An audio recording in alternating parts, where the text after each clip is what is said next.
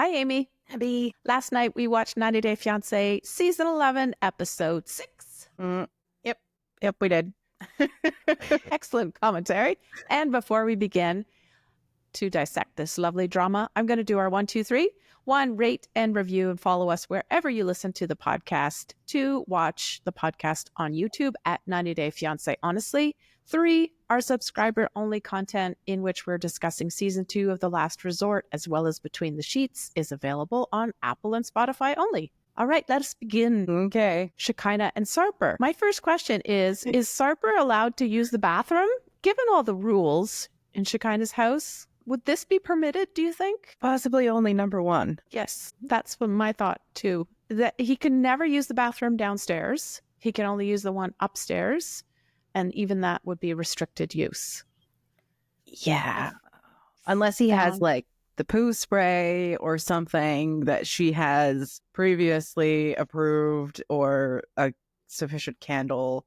I don't know. This poor guy. I remember when he was saying about coming to the US, and he was saying that, you know, he really wants to give it a try. Mm-hmm. And I think he's making a valiant effort, and I think that Shekinah is really setting him up for failure. She's not easy. Mm-mm.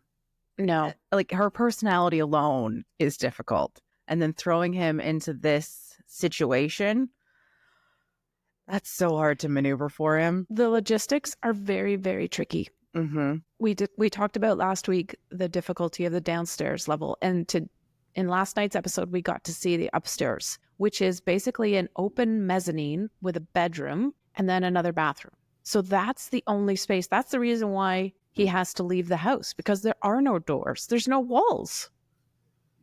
It's so open concept that, of course, if he was upstairs, people downstairs would know, and vice versa. And then you got to wonder, where does her kid sleep? Yeah, well, the kid doesn't, because the kid's at boarding school, but she has to come home at some point. I know. Unless she only stays with her father. Maybe they go to a hotel when the daughter is home.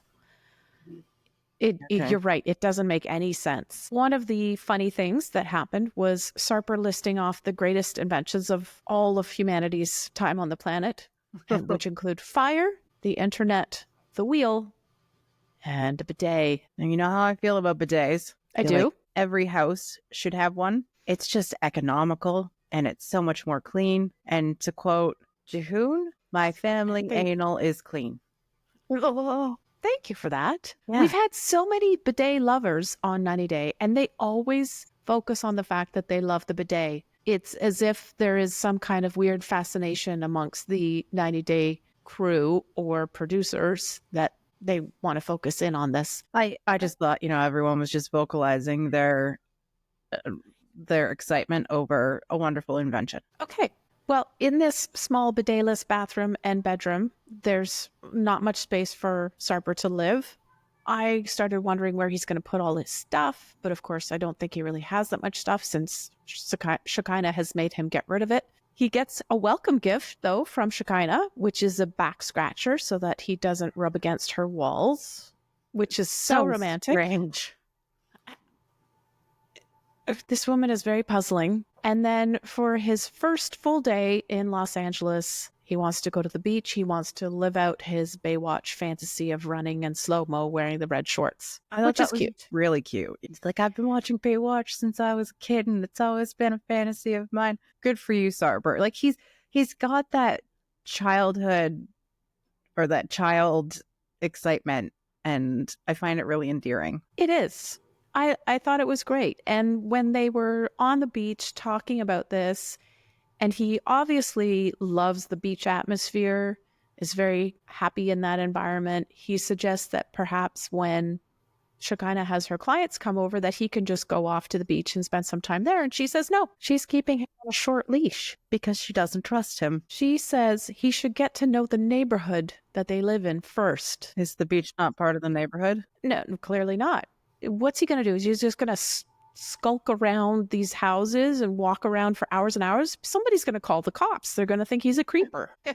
But you're right. Shekinah does have these incredible trust issues, which she clearly has not addressed. If they're real, it could just be that she's making it up for drama's effect. But if they are real, she needs some help, because Keeping your partner on a short leash and not allowing them to go where they want to go is insanity. And it's just, it's so crazy because she wants to keep him on a short leash, but not in the house. Yeah. I feel for Sarper. I feel for the control that he has to deal with. I don't think this is a healthy relationship. I've never thought that it was a healthy relationship. And this is one of the reasons why I refused to watch it before, is that she has so much control over him. She has so little trust in him and makes him do things for her to prove that he's good enough or to prove that he's trustworthy. And yet he's not allowed to live a normal existence. If he wants to go to the beach, let him go to the beach. I wonder if she had any of these rules when they were living in Turkey. Probably not. So now they get to the US and she's like, great, now I get to control all the things. All the things. Poor Sarper. Go home, man. Go home. But visit the house cow one more time. Yeah, do that.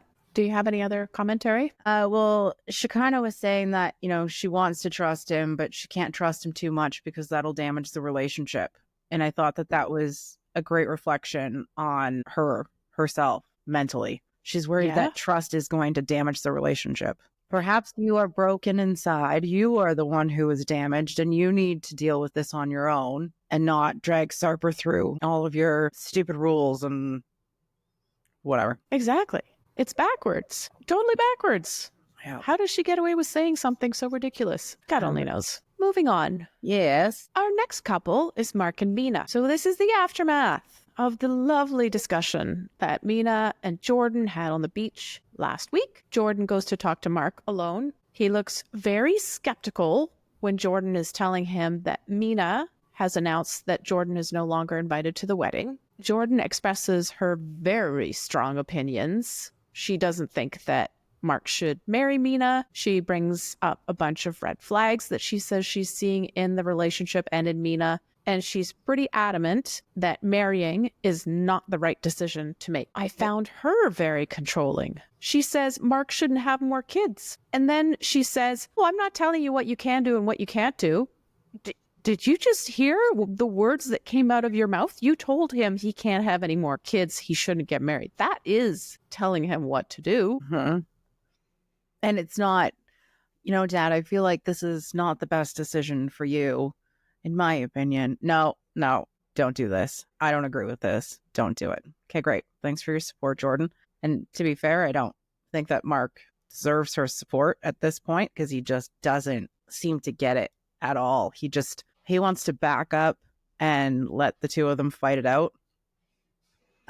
Even though he is the only common denominator in this quarrel. Mm-hmm. And arguably he's the one that created it. Absolutely.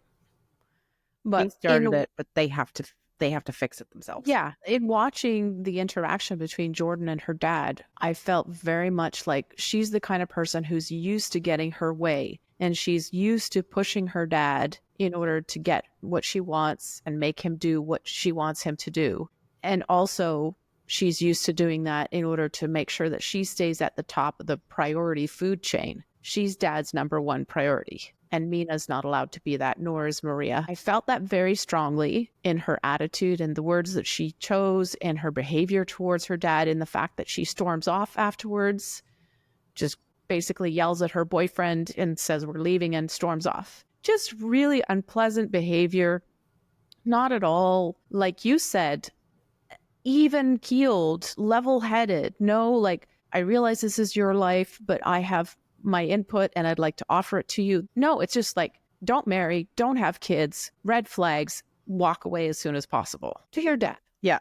Thanks for that black and white thinking.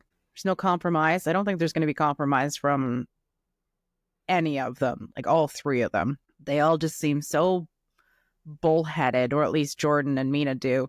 And Mark just seems like he just doesn't care enough to get involved. No, you guys deal with it. Well, this was my observation from this scene. Mark has raised a spoiled brat and he's about to marry a spoiled brat. Ooh, I like that. Yes. He knows the personalities of both of these women. He knows that they're both incredibly stubborn, and he knows that they do not get along well together. But like you were alluding to at the beginning, he still expects them to do all the work by themselves, and he will just sit back and not intervene. They need to fix it, he says. That implies he will not participate. They do it on their own. He sits back and whatever happens, happens. What really blew my mind was he said that he knew that he caused it. Yeah. He caused this strife. He caused this conflict. But instead of taking responsibility and discussing it with both of them and or individually, nope, you guys deal with it. He has no backbone. He's just a shitty person and a horrible father. And poor Maria. Yeah, poor Maria. The way that she was just left on the beach, like she was, I don't know, a scoop and a shovel that you bring to the beach to play with. Just leave it there and somebody will pick it up later. Because first it was the two women walking away and Mark and the boyfriend left with her. And then it was just the boyfriend left with her. And then nobody's with her. Everybody's walking off in different directions. And it's not like a beach is a hazard of any sort for a toddler. No, not at all. No toddlers have ever come to any harm on an open beach unattended. No. Mm-mm. All right. Well, in the midst of all of this lovely mess, Mina says that she wants to go back to New Hampshire the next day rather than stay for whatever other activities have already been planned with the rest of the family. She says she's not even going to try anymore. She won't put the effort into trying, which was such a huge concession. Remember in the last episode where she said, I will try to give it a chance. And now she's not even trying. And it's been like 3 days. Yeah. Look at that commitment. She's really in it. She's in it to win it. Yeah. Not. Definitely not. I really struggle to see how Mark is going to get through this with his attitude of laissez-faire and I don't care, you guys work it out on your own, and yet I'm going to stir the pot to begin with to make everything so much worse. Where's the solution here with these two women who are unwilling to even try and who have such pig-headed attitudes that they can't even start to reconcile? And also, what does he get out of the conflict? Good question. Because Mina's mad. Jordan's mad. It's not like he gets to enjoy, being a father with Jordan or, being in a relationship with Mina because they're both mad. Yeah. So does he just like thriving in the conflict? Like, oh yeah, that's right. You guys, yeah, fight over me. But it sounds gross the way that I'm saying it, but you know what I mean. I know what you mean. I think maybe he's just been used to that. His natural environment in his previous marriage could have been that is so full of conflict that is his normal now. And that's what he expects to happen. And so when it does happen, he makes no effort to try to fix it. I wonder if there was a ton of conflict with Jordan and her mom. And could be. He's just so used to staying out of it. Mm-hmm. Don't know. But more to come. Yes. Shall we read on? Okay. Yeah, it's time to go to Matt, Amani, and Any, who are still arguing, good Lord, about the night that before when Any and Matt had sex without asking permission from Amani first. So one thing is very clear to me here. Amani, definitely needs to be the center of the relationship.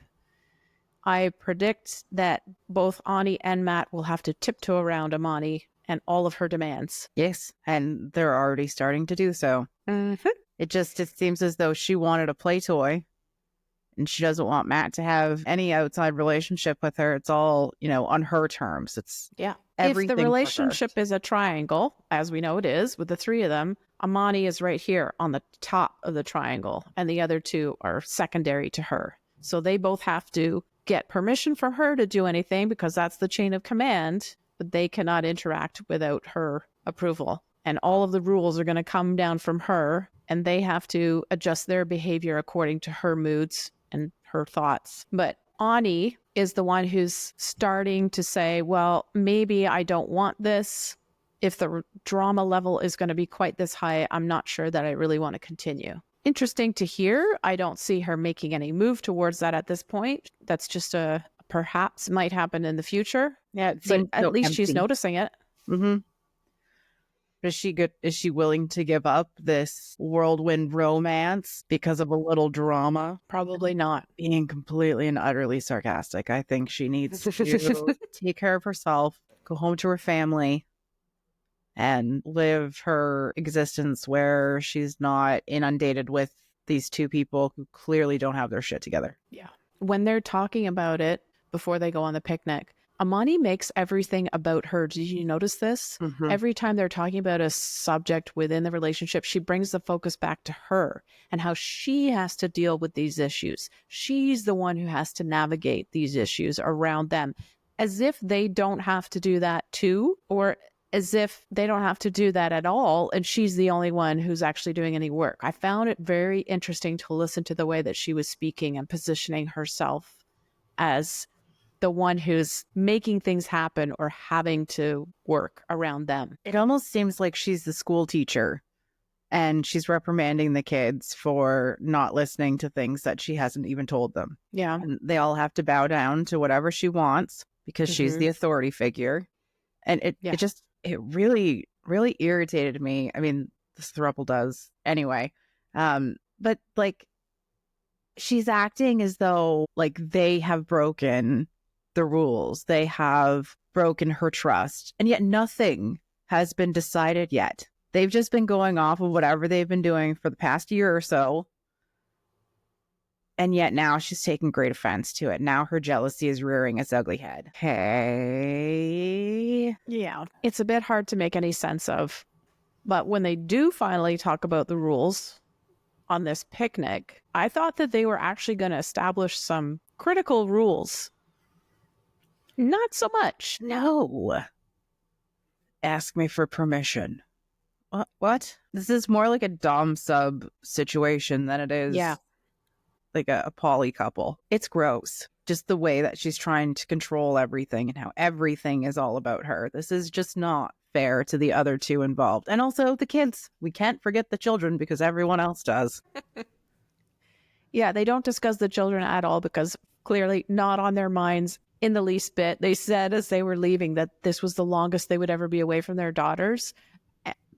Have we even heard any mention of them? No, not really. So not an issue. But when they're talking about rules, I found it interesting, again, to look at what each person is saying and how they're saying it. Amani, of course, wants to be the holder of all permission giving, clearly a position of power.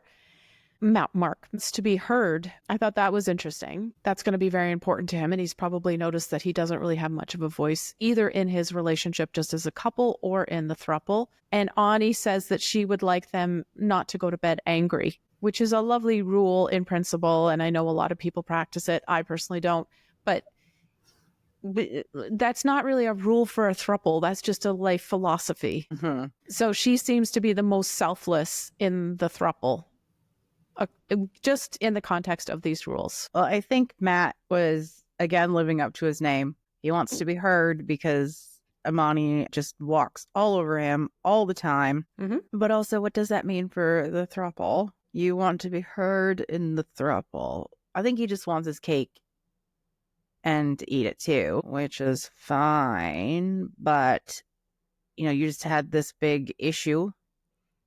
And now you're supposed to be talking it out, and yet you don't talk about a damn thing. Right. I guess that's just how it works on 90 Day. Does anyone talk about any of the important issues? Does anyone actually sit down and have any kind of discussion that involves a resolution, a compromise? No, nothing. No. Okay, great. Why are they even doing this? It's so selfish, so self-centered. My final note is these guys seem like the most boring couple on this season. You'd think that they would be the most controversial, but it's actually so unidimensional. Mm-hmm. It's just about sex. That's it. End of story. Boring. Shall I read on? Yes, please. Shawn and Alliya. Shawn is cleaning his house in preparation for Aliyah's visit, and I really don't think that this is something that he does very often based on the fact that he's using a Kleenex to polish a mirror and a wet nap to clean a marble table. It's almost like he pulled out his purse. He was just like grabbing for little bits, or his satchel. I would assume that he would have a satchel of some sort. Yeah. But what are you doing? Like, do you not own any vinegar water in a spray bottle? No, or anything that's larger than a tiny little small tissue, like a cleaning cloth of a substantial size, so that you're not just constantly rubbing around the same dirty surface all over whatever it is you're trying to. Anyway, I feel like it was a on and on. production thing because I feel like he has enough money to have a cleaning person. You would think so. But he did wipe off a lot of dusty, dirty stuff when he was cleaning the mantelpiece. So his cleaners have not been there recently, if he does have them. Or maybe they're forbidden from being in that one room. I don't know. Shawn has a very, very lovely floofy puppy, beautiful puppy, who matches his sweater. Mm-hmm. And together with his matching puppy, they go to the airport to meet Alliya. They collect her, they have a nice reunion, then he brings her home and he takes her on a tour of this very interesting house. I don't have any issues with the house. It's what it is. I thought it looked really cool. I'd like to go exploring. Mm-hmm. Then they sit down to discuss Shawn's latest STD tests. Okay, now we're going to open the can of worms. He says they've had an open relationship since the very beginning, which completely negates almost the entire storyline of last season, because we know from watching that season that Alliya was not aware that their relationship was open. She was not sleeping with people in Brazil. He was sleeping with people in the States. And then eventually they did talk about it, and he pressured her into accepting this one-sided open relationship by insisting that he needed to have sexual partners ongoing in the US while she was in Brazil because they were separated for such long periods of time. And she agreed to it because he said, this is only going to apply while we are separated. Once you come to live in the United States, no longer required. And yet, they are discussing this as if it is going to continue. The open relationship is going to continue. And Shawn's logic is that, well, now that Alliya is a woman, I cannot be fully satisfied. So I will have to go outside of the marriage in order to be satisfied. Could you explain this to me? Like, I have no issues with trans people whatsoever, but she still has male parts. So how is he sleeping with a woman? I don't get it. Probably because she is a woman. Yes. With... She has male parts, that's all. She hasn't had the operations yet, or maybe never will. But Shawn says he's sleeping with a woman and he wants to sleep with a man. But when you're having sex, it's all got to do with the genitalia. Am I wrong? Am I completely out to lunch here? Well, he also said that he wasn't nearly as attracted to Alliya because she was so confident, and he really enjoyed Douglas and how... submissive. Yes. Now we're getting somewhere. This makes much more sense. I think that's where it's stemming from, as opposed to, you know, he's not as sexually attracted to her because she's a woman. No, it's just because he doesn't get to have the same kind of sex that he used to have with her because he doesn't get to be the dominant one. Okay, so he's framing this in terms of gender to make his excuse for not feeling like he's getting the same type of sex that he used to have when she was, what's his, Daniel, Peter, Paul, Mark, Douglas, thank you.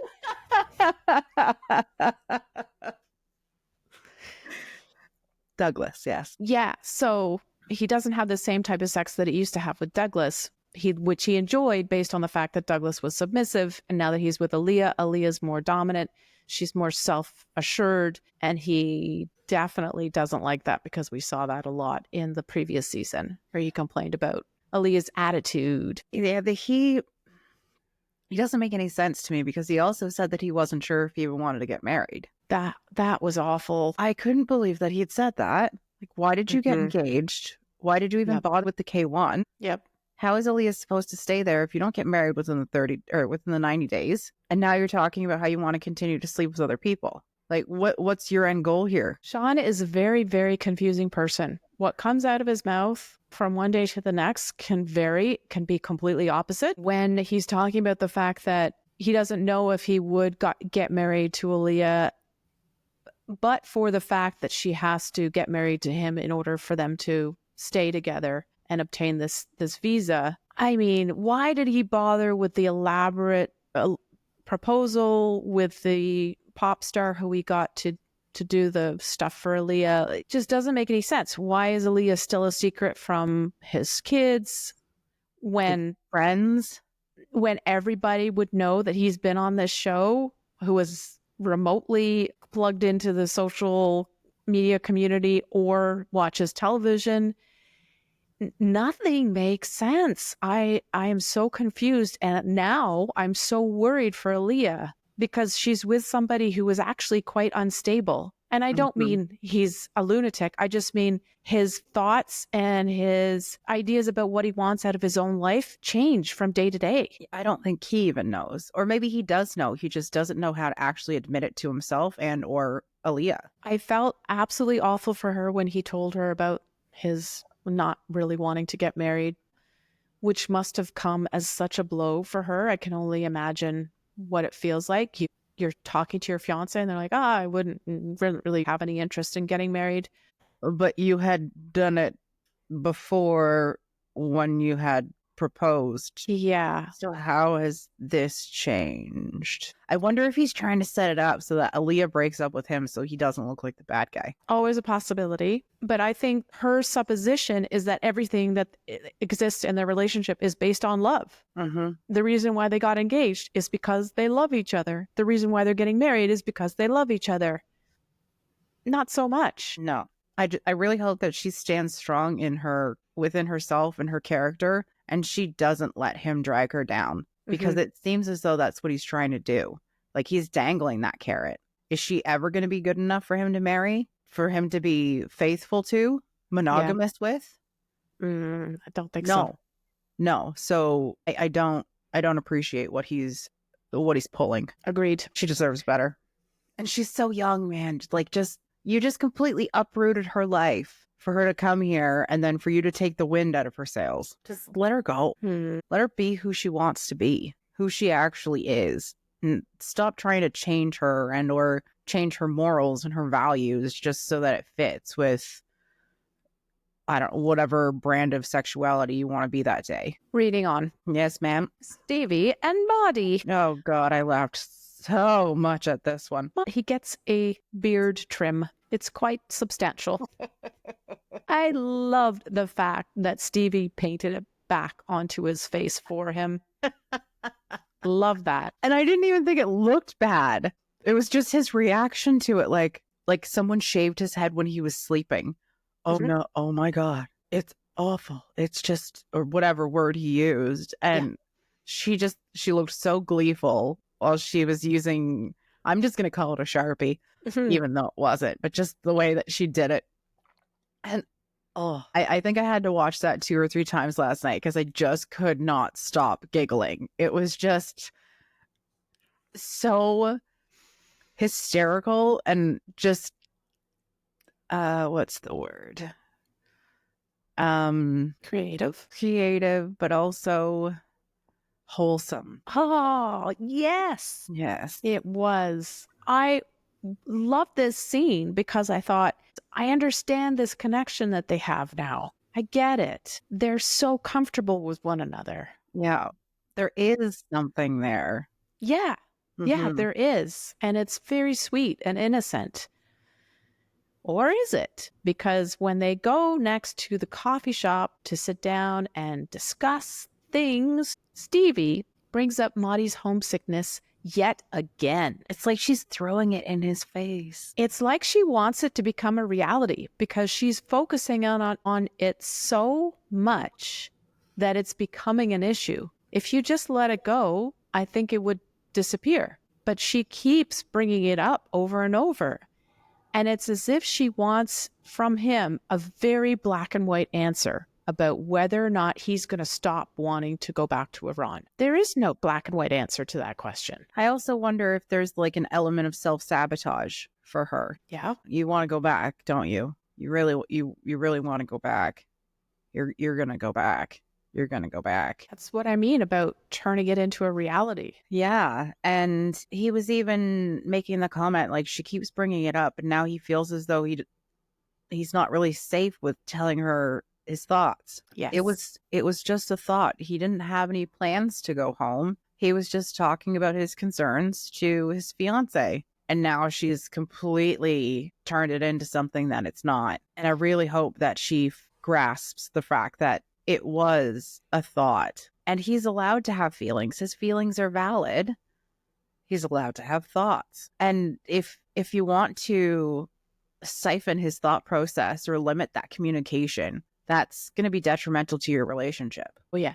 That's going to be so isolating for him, because now he can't trust that his wife isn't going to turn all of her words against him. Absolutely. I thought really he handled the situation very, very well. He was gentle. He was calm. He was sensitive. He recognized the fact that he can't speak openly and honestly about his feelings because of her bad reactions. And so he's holding back. Maybe as she gets to be more trusting of him and she's more secure in the relationship, he will be able to open up and he'll feel better about that. But at the moment, things are not looking very good at all. He says at one point, if they did ever break up, he would go back to Iran rather than stay in the United States. And my question at that point was, is this because you miss your family that much? Or is it because you're disappointed in what you've experienced of being in the US so far? We don't know. Could be a combination.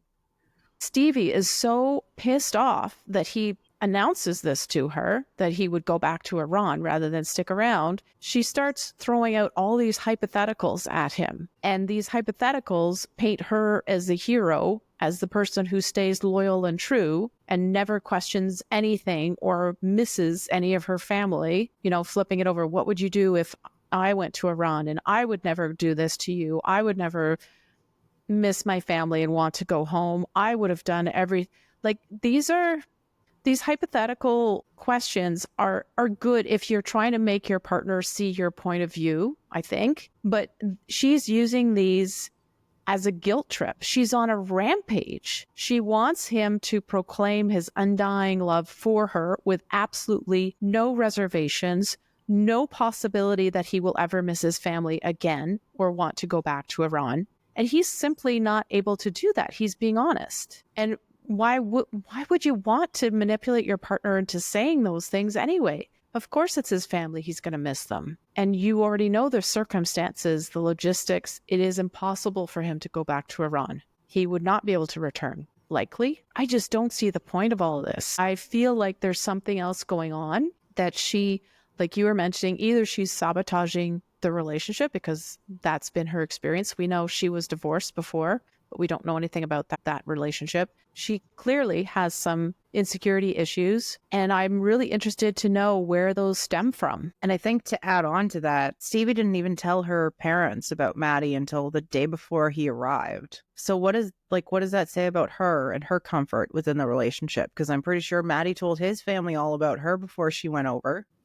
So why is this completely different for her? Oh yeah, I would go and be with my family, or I wouldn't miss my family. We've seen how close you are with your family, but how you pick and choose the information that you're going to share with them. Yeah. Touche. So I haven't figured her out yet. No, but I don't think we have enough information. But yeah, you're right. There's something missing. There's something missing. There's a very interesting crack in their relationship, and I want to just take a peek and see what's in there. Uh-huh. What is it about her? Because I don't think it's on Maddie's side. Don't think so either. I think Mahdi is quite mature, and he's a securely attached person. Mm-hmm. He knows who he is. He's confident, and he knows who he loves, and he has no issue with that.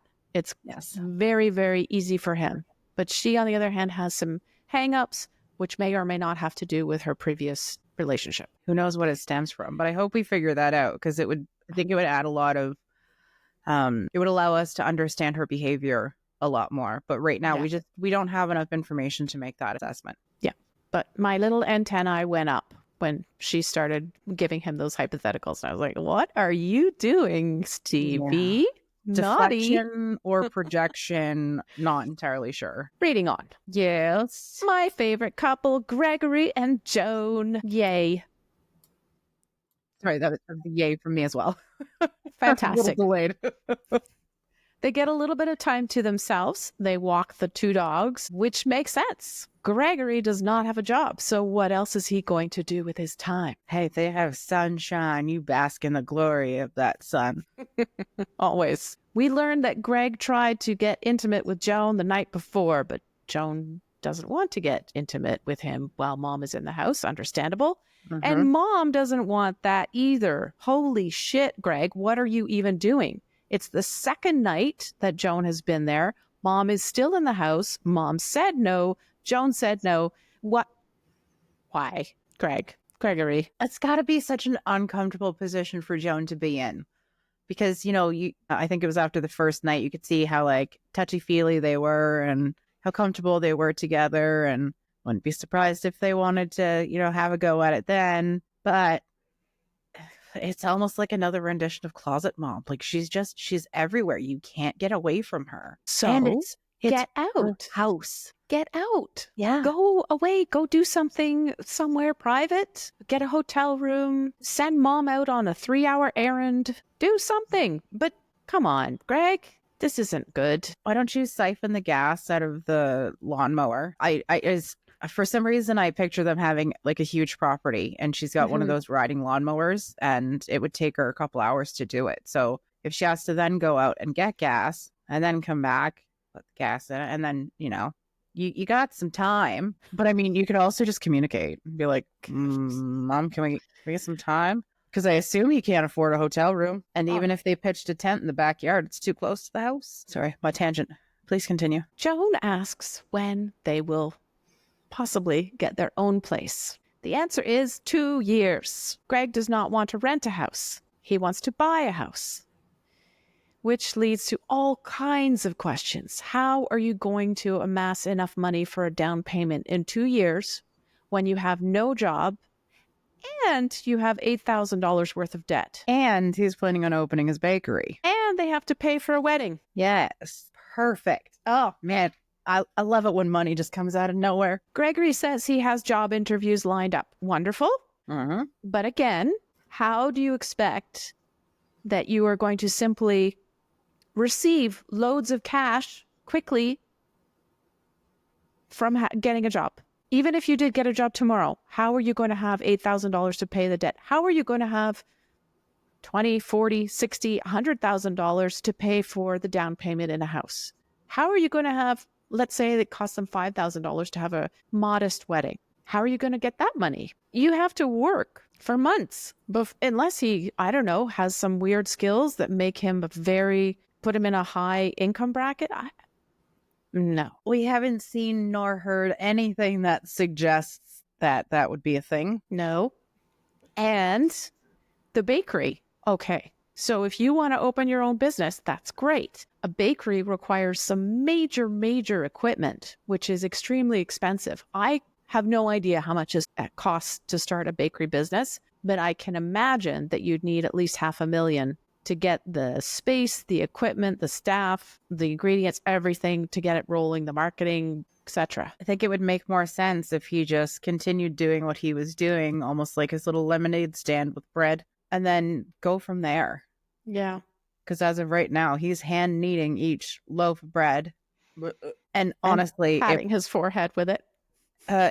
He would never pass the health inspection. Never. He seems to be so incredibly out to lunch. Like he really needs to grow up and learn to become financially stable. Also, his mom's a dick for not being a good pushing parent him and out of the teaching nest. him these things. Yes. Why doesn't he have any savings? Even if he could afford a down payment, how is he going to be able to pay for the upkeep, for the property taxes, for the mortgage? Like it's not just you throw $20,000 down and then that's it. It's a house. Things break down. Something gets backed up in the plumbing. Sure, he might be able to fix some of it, but there's so many unforeseen circumstances. You buy this house and now you're house rich, but then cash poor, and then the transmission on your car goes. Mm-hmm. And all of this happens within the 2 years of you or of Joan coming to the US, and she still hasn't gotten her green card yet.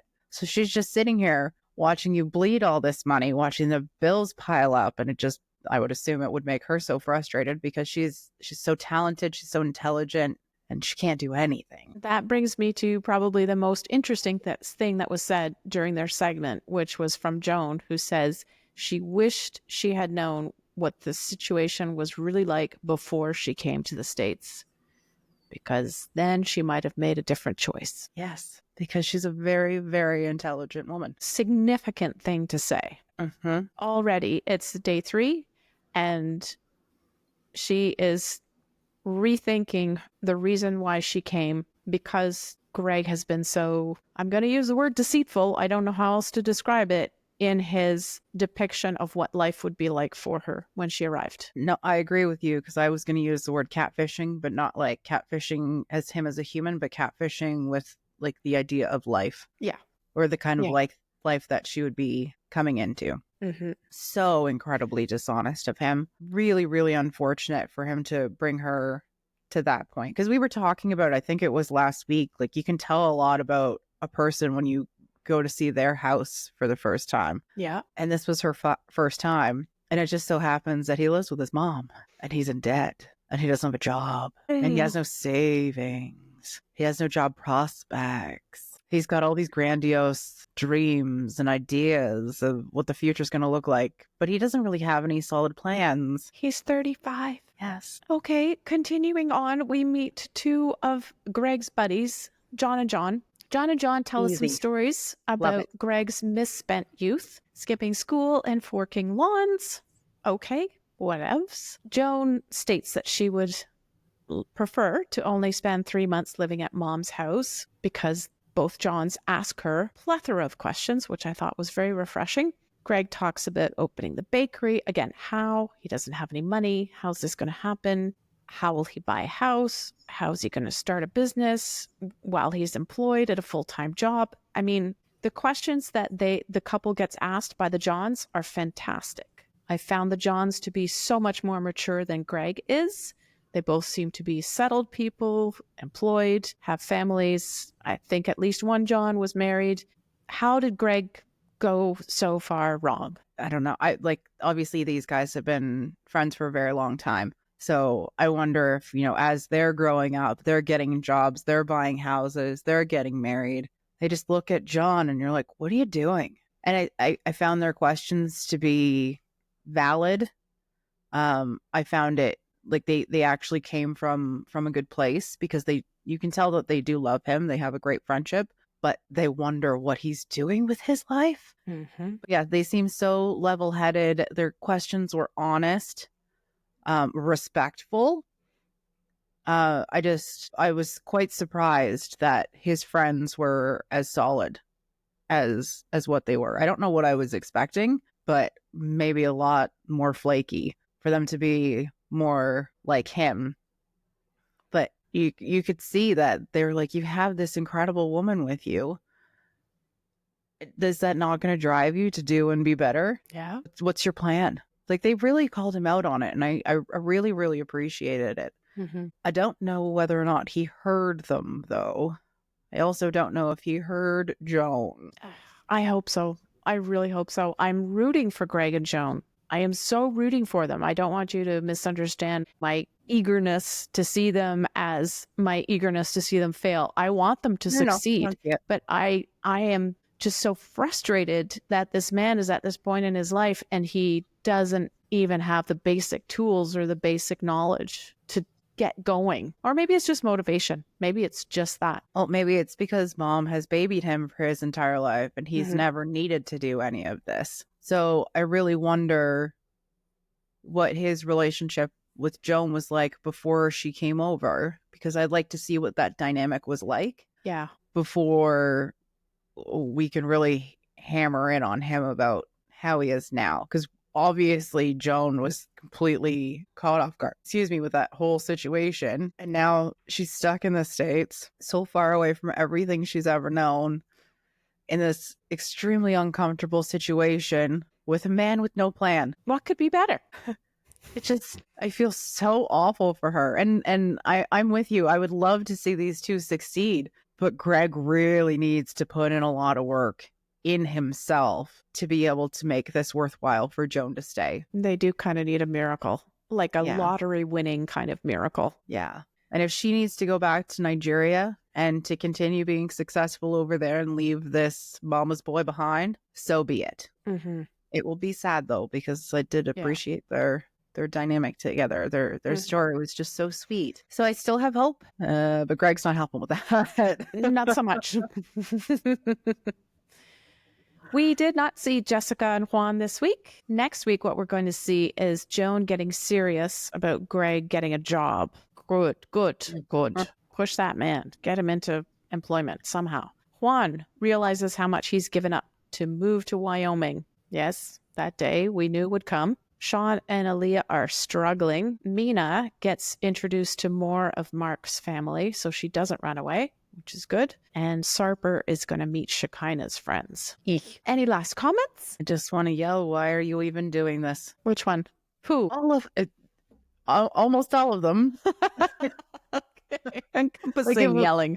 Like if we just go, I mean, I wrote it in caps locks and in my notes. Just the dishonesty, the lack of communication, the lack of understanding, the lack of compromise. And to the Greg and Joan point, why haven't you planned for this?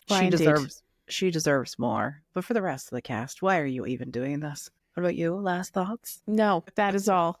Before we go, if you're enjoying the 90 Day Fiancé Honestly podcast, please subscribe to or give our show a follow. And if you have an additional moment, please rate us and help other 90 Day fans to find our show. Thanks for listening. Thanks, everyone. See you next week.